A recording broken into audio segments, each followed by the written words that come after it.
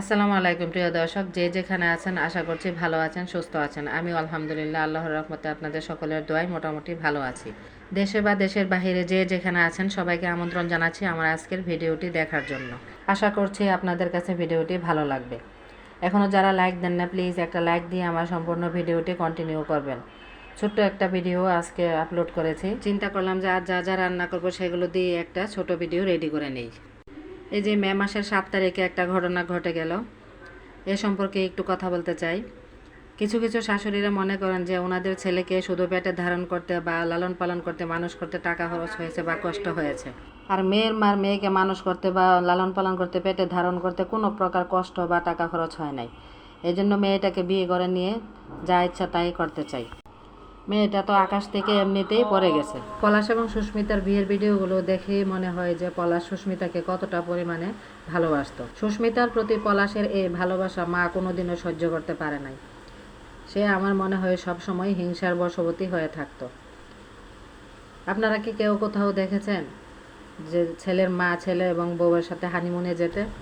এই মা কোনোদিনও পলাশ এবং সুস্মিতাকে একটু ফ্রি টাইম কাটাইতে দেয়নি।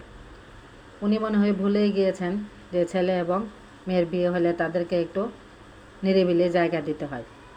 যাই হোক, সে মা হয়ে কিভাবে এই কাজটি করতে পারলো। যেদিন মারা গেছে তারপরের দিন থেকে যে ভিডিওগুলো ফেসবুক এবং ইউটিউবে ভাইরাল হচ্ছে, কেউ কি দেখেছেন কোনো ভিডিওতে তার চোখের কোনায় এক ফোঁটা পানি জমতে? সে তো কি সুন্দর মাসাল্লাহ থালা ভরে ভাত খাচ্ছিল এবং ছেলেদের সাথে শুধু বউয়ের বদনামি করে যাচ্ছে। একটিবারের জন্য তার চোখে এক ফোঁটা পানি দেখেনি যে আমার ছেলেটা নাই, ছেলেটা আমাকে এত ভালোবাসতো বা এতটা সম্মান করতো। এই পলাশের আম্মা কোনোদিনও ভাবেনি যে মেয়েটা 20 বছর বয়সে বিধবা হয়ে কিভাবে সে বাকি জীবনটা কাটাবে। সুস্মিতা তার স্বামীকে এতই ভালোবাসতো যে স্বামীর জন্য 7 তারিখ থেকে সে কাঁদতে কাঁদতে আজ অবধি অসুস্থ হয়ে গিয়েছে। অসুস্থ হয়ে দেখলাম যে হসপিটালে ভর্তি হয়ে আছে। আর মা এদিকে কতটা সুন্দর শুধু বউয়ের নামে বদনামি করে যাচ্ছে। সে শুধু একা না, তার মেজ বউও তার সাথে জড়িত আছে। যখন উনি দেখতে পাচ্ছে যে ওনার জন্য তাদের সংসারে একটু অশান্তি হচ্ছে, তাহলে উনি 2 ছেলের কাছে যায় কয়েকদিন থাকতে পারত। তাইলে তো ওরা দুইজন একটু ফ্রি টাইম কাটাতে পারত।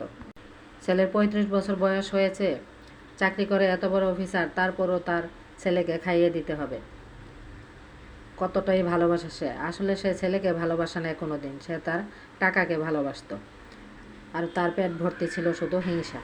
আমরা তো খাস করে আল্লাহর কাছে দোয়া করব যে কোনো মেয়েকে যেন আল্লাহ তাআলা এরকম শাশুড়ি তার কপালে না জোটায়, আর কোনো মেয়ে যেন সুস্মিতার মতো এরকম 20 বছর বয়সে বিধবা হতে না হয়। আমার আজকের ভিডিওটি ভালো লাগলে প্লিজ আমার চ্যানেলটিকে সাবস্ক্রাইব করে আমার পাশেই থেকে যাবেন। ভিডিওটি আজ এই পর্যন্তই। আল্লাহ হাফেজ।